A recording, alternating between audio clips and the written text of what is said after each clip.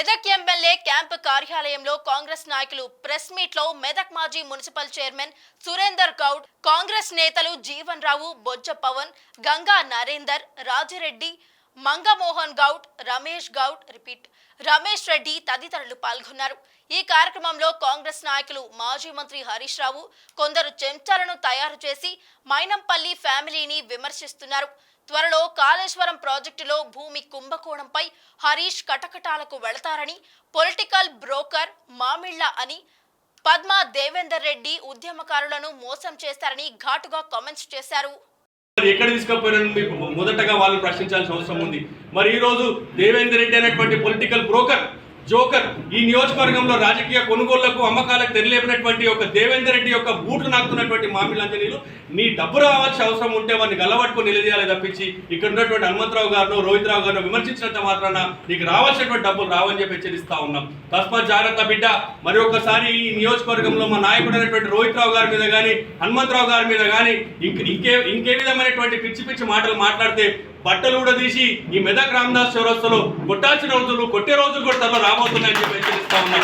ఇకనైనా మీరు బహిరంగ క్షమాపణ చెప్పని ఎడల భవిష్యత్తులో కూడా మీ ప్రశ్నకు మా జవాబు లాగానే మీ విమర్శకు కూడా మా ప్రతి విమర్శ ఉంటుందని చెప్పి హెచ్చరిస్తా ఉన్నాం. ఇదే సందర్భంగా మరొక హెచ్చరిక జారీ చేస్తా ఉన్నాం. దేవేందర్ రెడ్డి ఖబర్దార్, ఇవాళ మీ చెంచాలను, మీ బూట్లు నాకెట్టలను ఈ రోజు రోహిత్ రావు గారి మీద, హనుమంతరావు గారి మీద విమర్శించినంత మాత్రాన మీ మీద పడ్డటువంటి అవినీతి మాయమైపోదు. జాగ్రత్త. సమయం ముందుంది. మీ అవినీతి అంతా కూడా ప్రజల ముందు పెట్టబోతా ఉన్నాం. మీరు కూడా ఖచ్చితంగా మెదక్ సబ్ జైల్లో ఊచ లెక్క పెట్టేటువంటి సందర్భం రాబోతా ఉంది. మీరు 10 ఏళ్లుగా చేసినటువంటి అవినీతి అంతా ఇంత కాదు. మీ అవినీతిలో భాగస్వామ్యమైనటువంటి ప్రతి ఒక్కరిని కూడా చట్టం ముందో, న్యాయస్థానం ముందు నిలబెట్టబోతా ఉన్నాం. గౌరవ ఎమ్మెల్యే గారికి కూడా ఈ సందర్భంగా, మెదక్ ఎమ్మెల్యే గారికి కూడా మేము విజ్ఞప్తి చేస్తా ఉన్నాం. మరి ఈ నియోజకవర్గంలో 10 ఏళ్లుగా దేవేందర్ రెడ్డి, లావణ్య రెడ్డిలు మరి గిరిజన పేద భూములు ఎంతో మంది కూడా లాక్కోవడం జరిగింది. వారి మీద తక్షణమే విచారణ జరిపించి, ఉన్నత స్థాయి అధికారుల విచారణ జరిపించి వారి అవినీతిలో భాగస్వామ్యం పంచుకున్న ప్రతి ఒక్కరిని కూడా మరి చట్టంలో, న్యాయస్థానం ముందు నిలబెట్టాల్సిందిగా వారి విజ్ఞప్తి చేస్తా ఉన్నాం. ఖబర్దార్ మామిళ్ళ ఆంజనేయులు, మరొక్కసారి మా నాయకుల పైన ఈ పిచ్చి పిచ్చి ప్రకటనలు, ఈ పిచ్చి పిచ్చి మాటలు మాట్లాడడం మానుకోకపోతే బరాబర్ గుడ్డలు తీసి కొట్టేటువంటి రోజులు దగ్గరలో ఉన్నాయని చెప్పి హెచ్చరిస్తూ తక్షణమే నువ్వు బహిరంగ క్షమాపణ చెప్పాలి. లేని పక్షంలో నీపైన చట్టపరమైన చర్యలు తీసుకోవాల్సిందిగా స్థానిక జిల్లా ఎస్పీ గారికి మేము విజ్ఞప్తి చేస్తా ఉన్నాం. మామిళ్ళ ఆంజనేయులు గారికి నీ పద్ధతి మార్చుకోమని తెలియజేస్తున్నాం, హెచ్చరిస్తున్నాం. ముఖ్యంగా నువ్వు ఎప్పుడైతే టీఆర్ఎస్లో చేరినో ఆ రోజు నుంచి మా కాంగ్రెస్ పార్టీపై కక్ష కట్టి ఇష్టాధిక్తిగా మాట్లాడుతున్నాం. మేము వినే ప్రసక్తే లేదు.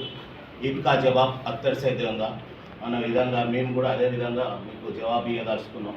ముఖ్యంగా మొన్న సభలో మాట్లాడి మీరు అన్పార్లమెంటరీ లాంగ్వేజ్ మాట్లాడారు. అది చాలా మంచి పద్ధతి కాదు. ఇప్పుడు ఎన్నికలు ఉన్నాయని చెప్పి మేము ఊరుకోవడం జరుగుతుంది. దాన్ని బట్టే మీ ఇంటి మీద ధర్నాలు దిగారు. ధర్నా దిగినప్పుడు నువ్వు భయపడి నీతులు మాట్లాడడం జరిగింది. నువ్వు ఎట్లా నీతులు మాట్లాడుతున్నావు, నీ పద్ధతి కూడా అదే విధంగా ఉండాలి.